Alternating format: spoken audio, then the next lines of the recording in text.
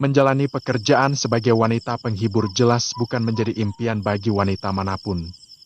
Terlebih bagi mereka yang penakut, karena pekerjaan ini tentunya akan sulit mereka lakukan, di mana mereka harus melayani banyak pria setiap malamnya. Ya, di kisah mistis pesugihan kali ini, aku akan membawakan kisah pilu, akhir hidup dari seorang wanita malam, yang harus mati dengan cara yang mengerikan dan penuh dengan misteri. Perkenalkan, namaku Rini. Pagi itu di sebuah desa kecil di bawah kaki Gunung Gede Pangrango, tersiar kabar yang cukup mengejutkan. MBA Ratna, seorang janda muda, dikabarkan telah meninggal dunia. Tentu kabar itu membuat sebagian anak muda sepertiku bingung, siapa wanita bernama Ratna ini? Karena memang MBA Ratna lama tinggal dan bekerja di Jakarta. Setelah sebelumnya dia ditinggal mati suaminya sekitar 10 tahun yang lalu dan kini dia pulang ke kampung halaman dalam kondisi tak bernyawa. MBA Ratna memang terkenal dengan kecantikan dan kemolekan tubuhnya yang nyaris sempurna. Walaupun berstatus janda, Mbak Ratna memiliki daya pikat melebihi gadis muda lainnya, namun daya pikat luar biasa itu ternyata memiliki sisi gelap di baliknya. Ya, jasadnya seperti memberikan kepingan cerita masa lalu sang bunga desa ini. Aku yang membantu memandikan mayat almarhumah, tak sengaja mendengar cerita tentangnya sebelum akhir hayatnya. Kisah pesugihan ini bermula sekitar 10 tahun yang lalu, di mana titik awal kehidupan MBA Ratna. Pada Januari tahun 1985, kala itu Jakarta dalam perkembangan yang begitu maju hingga menjadi daya tarik bagi setiap anak muda untuk dapat mengadu nasib di sana. Terlebih Mbak Ratna yang harus menjadi janda di usia 19 tahun karena suaminya yang bernama Udin meninggal karena sakit. Dia nekat pergi ke Jakarta setelah mendengar cerita dia yang baru saja tiba dari kota dengan tampilan yang trendy dan memiliki banyak uang. "Ratna, apa kabar? Nah, maafin aku ya nggak bisa datang pas Kang Udin ninggal. Aku turut berduka cita," ucap dia ketika bertemu dengan Ratna. "Kabarku baik dia, makasih banyak ya. Aku sampai pangling lihat kamu. Kamu kerja di mana? Wah, kamu mirip artis sekarang," ucap Ratna. "Kamu nak bisa saja, aku kerja jadi sekretaris di Jakarta. Ya sudah, kita ke rumahku saja, nanti kita ngobrol di sana." Terang dia mengajak Ratna untuk bermain ke rumahnya. Di sini nampak mobil model terbaru sudah terparkir di halaman rumah dia. Jelas itu menggambarkan kesuksesan dia dalam bekerja di Jakarta. Maklum waktu itu harga mobil sangatlah mahal, tidak seperti sekarang. "Dia bawa aku ke Jakarta ya. Aku mau merubah nasib. Orang tuaku sudah cukup tua, belum lagi adik-adikku yang masih sekolah. Tolong aku dia." Suara Ratna memelas kepada sahabatnya. Di sini dia hanya duduk terdiam tanpa memberikan respon apapun. "Kamu kenapa diam saja? Aku mau kerja apapun asal bisa menghasilkan uang dia," ucap Ratna coba meyakinkan sahabatnya itu. "Kamu malam ini nginep di rumahku ya. Nanti kita bicarakan lagi pas kita di rumah. Kayak waktu kecil dulu, kamu kan sering nginep di rumahku," ucap dia mengenang masa lalu mereka berdua. Ratna pun mengiyakan ajakan dia itu, hingga hari pun mulai menjadi sore. Mereka berdua terus bercanda dan bicara banyak hal dan tanpa terasa jam sudah menunjukkan pukul 9 malam, kini mereka berdua mulai bersiap untuk tidur. "Ratna, aku mau saja ajak kamu ke Jakarta, tapi apa yang aku bicarakan tadi siang tentang pekerjaanku tidak semuanya benar. Aku tidak bekerja kantoran tapi," ucap dia yang seperti ragu untuk bicara. "Tapi apa dia? Ayo cepat ngomongnya, jangan setengah-setengah," ucap Ratna yang penasaran. "Aku mau kamu berjanji dulu. Jika kamu sanggup, maka aku akan mengajakmu bekerja di Jakarta," ucap dia. "Oke, aku siap. Aku akan menyanggupi apapun syaratnya," terang Ratna. "Baiklah, aku minta padamu untuk menutup semua ini rapat-rapat. Aku minta apa yang nanti akan kau lihat dan apa yang kau rasakan setelah bekerja di Jakarta. Maka orang tua kita dan orang di desa ini tidak ada yang boleh tahu apa yang kita kerjakan di Jakarta. Apa kamu sanggup, Ratna?" ucap dia. "Iya, aku percaya kepadamu dia. Aku yakin kamu akan menjagaku. Aku sanggup menutup hal ini hingga kematian menjemputku," jawab Ratna. "Ratna, Aku bekerja sebagai seorang pelacur dan bukan sebagai karyawan kantoran, ucap Diah. Jawaban Diah membuat diri Ratna gemetar karena tak menyangka bahwa sahabat kecilnya ini bekerja sebagai wanita malam. Apa kamu tetap ingin bekerja sepertiku?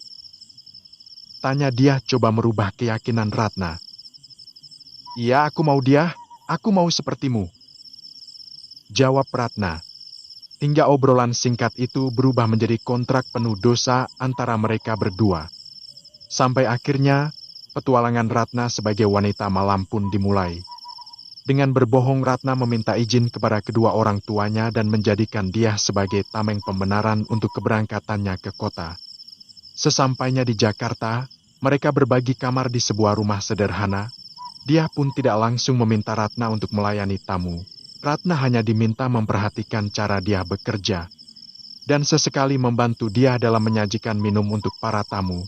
Tentu kehadiran Ratna menjadi warna baru di rumah remang-remang itu. Banyak tamu yang terpikat dengan wajah lugunan polosnya itu. Ratna, kamu sudah lihat bagaimana aku bekerja? Apa kamu masih mau melakukannya? Tanya Diah yang coba merubah niat Ratna. Aku mau dia asal mereka membayarku maka aku siap, jawab Ratna. Ya sudah, besok malam aku akan menawarkanmu kepada pria di sini, ucap Diah. Dan di malam selanjutnya Ratna mulai berdandan dengan menggunakan gaun dress berwarna merah. Auranya begitu memikat hingga menjadi pembicaraan tamu di sana sampai akhirnya Ratna melakukan debutnya. Malam itu waktu terasa begitu lama dan tanpa sadar Ratna sudah melakukan penyatuan dengan 3 orang tamu. Wah, lihat dia, uangku banyak. Wajah Ratna nampak bahagia melihat uang hasil jerih payahnya malam ini, ucap Diah kegirangan. Jangan lupa kamu tabung Ratna, ucap Diah yang ikut senang melihat temannya. Tak terasa 6 bulan pun berlalu dan kini Ratna semakin mahir dalam bekerja. Bahkan dia sanggup melakukan penyatuan sebanyak 6 kali dalam semalam. Tentu jumlah itu cukup di luar nalar. Diah yang melihatnya seakan takut jika temannya jatuh sakit. Jangan kamu paksakan begitu Ratna, kayak tidak ada hari besok aja, ucap Diah yang terkejut dengan semangat temannya itu. Sampai suatu ketika kejadian mengerikan itu terjadi. Ratna harus terluka karena pecahan botol. Kepalanya bocor hingga harus mendapatkan 9 jahitan. Pelakunya tentu saja tamunya yang mabuk berat dan tanpa sadar menghantam kepala Ratna dengan botol. Di sini mereka berdua hanya dapat menangis tak tahu harus mengadu kepada siapa. Karena memang pekerjaan mereka sudah salah, jadi sudah resiko mereka diperlakukan kasar. Di tahun-tahun itu memang hak asasi manusia agak kurang diperhatikan, jadi kekerasan belum banyak terekspos seperti sekarang ini. Dalam tangis itu nampak seorang pria gagah datang menghampiri mereka berdua. Kita sebut saja dia Om Roy. Ratna, kamu gak apa-apa? Tanya Om Roy. Gak apa-apa Om, cuma kepala Ratna pusing aja, jawab Ratna.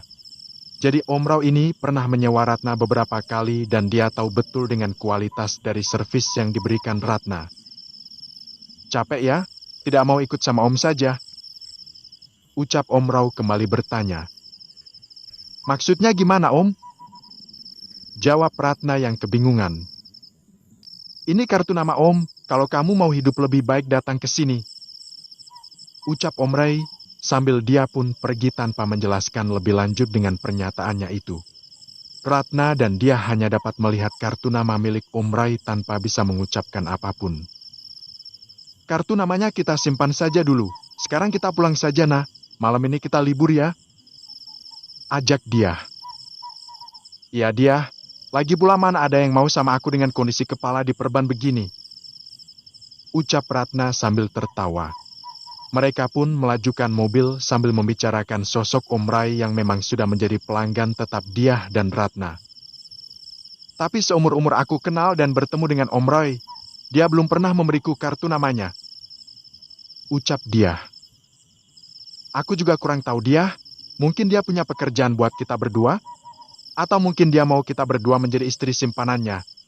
Wah, kalau benar begitu kita bisa sama-sama terus dan gak perlu capek-capek lagi, jawab Ratna yang terus saja memikirkan materi dan hidup enak tanpa bekerja. Memang semenjak bekerja di Jakarta Ratna begitu terobsesi dengan uang dia rela melakukan apapun asal dibayar. Contohnya seperti kejadian malam ini kepalanya bocor karena tetap mau melayani tamu yang mabuk. Padahal sebelumnya dia melarangnya, tapi karena tergiur uang Ratna mau-mau saja. Besok aku mau menemui Om Ray. Mungkin jawaban atas doaku selama ini ada sama dia, ucap Ratna. Seriusan kamu nah? Kita gak tahu dia siapa dan apa tujuannya. Jadi jangan terlalu cepat dan gegabah begini. Jawab dia yang takut temannya terluka lagi. Tenang saja Ratna, aku datangnya siang kok, jawab Ratna dengan santainya. Kamu tuh batu kalau diingetin, gerutu dia sambil menyetir mobil. Singkat cerita Ratna akhirnya bertemu dengan Om Roy dan di sini Om Roy menawarkan Ratna untuk bergabung dengan klub malam miliknya. Tentu saja klub malam milik Om Roy berbeda jauh dengan tempatnya sekarang. Mayoritas tamunya ada pengusaha dan para pejabat. Sadar akan potensi yang lebih menggiurkan, tentu Ratna pun mau bergabung asal dia ikut bersamanya.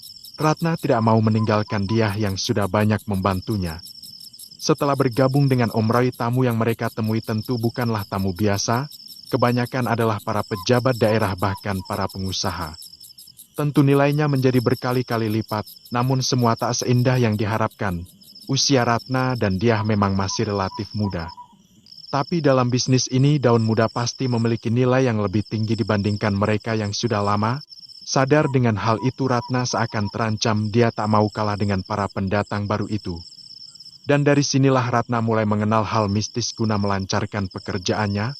Ratna dengan berani memasang susuk pemikat.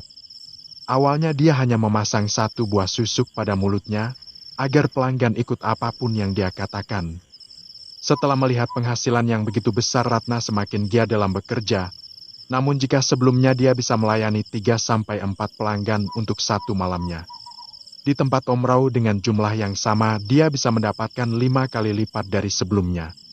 Wah, kalau aku bisa menghasilkan uang sebanyak ini dalam satu malam, aku bisa kaya raya hanya dalam waktu yang singkat, ucap Ratna dengan ambisi yang mengerikan. Ratna lalu dengan nekat dan berani memasang susuk pada bagian intinya, guna menambah daya tarik dan nilai jualnya. Walaupun dia coba mengingatkan Ratna, namun hal itu tidak menghentikannya. Tahun demi tahun berlalu hingga membuat Ratna semakin terkenal di dunia malam. Tapi semua tidak berjalan semulus impian. Tubuhnya mulai tak sanggup menahan beban kerja yang begitu tinggi. Bahkan minuman keras sudah seperti air minum biasa baginya. Hal itu membuat liver Ratna mulai rusak. Matanya yang dulu indah kini nampak sayu. Perutnya juga nampak membesar dengan tubuh yang mungil sehingga terlihat seperti orang yang busung lapar dan kulitnya mulai menguning. Mungkin ini adalah efek dari kerusakan liver yang dia derita. Lambungnya juga menolak semua makanan, di mana Ratna akan memuntahkan semua makanan yang masuk ke dalam lambungnya. Tentu hal ini semakin membuat dia khawatir dan takut, tapi dia sendiri bingung karena perubahan yang begitu tiba-tiba ini. Setelah dibawa ke rumah sakit, dokter pun mendiagnosa Ratna mengalami kegagalan hati. Hingga mengalami penurunan fungsi organ vital, dia coba meminta Ratna untuk istirahat di kampung agar dirinya dapat dirawat keluarganya. Namun takdir berkata lain, tubuh Ratna ternyata sudah tak sanggup bertahan. Ratna dinyatakan meninggal dunia keesokan harinya. Dia lalu mengabarkan keluarga di kampung dan dari sini aku mulai menemani mayat sang bunga desa tersebut. Aku mendengar semua cerita Ratna dari mulut dia sendiri, karena dia takut disalahkan atas kematian temannya. Setelah tiba di rumah duka, Ratna mulai dimandikan dan inilah momen di mana tubuh Ratna seakan memberikan kepingan cerita dari perjalanan masa lalu hidupnya. Ketika dimandikan, kotoran yang keluar dari tubuh Ratna sangat berbau busuk berbeda dengan mayat lainnya.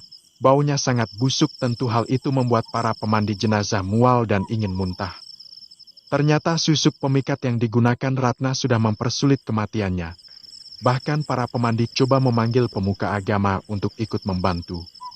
Iringan doa dilantunkan guna mempermudah proses pemandian agar tidak terjadi hal mengerikan lainnya. Hingga akhirnya prosesi memandikan jenazah rampung dikerjakan, tapi cobaan untuk jasad Ratna belum selesai. Alam seakan menolak tubuh itu untuk dimakamkan. Hujan turun dengan sangat deras bersamaan dengan suara petir yang menyambar. Para pelayat tak tahu harus bagaimana karena memang cuaca yang buruk.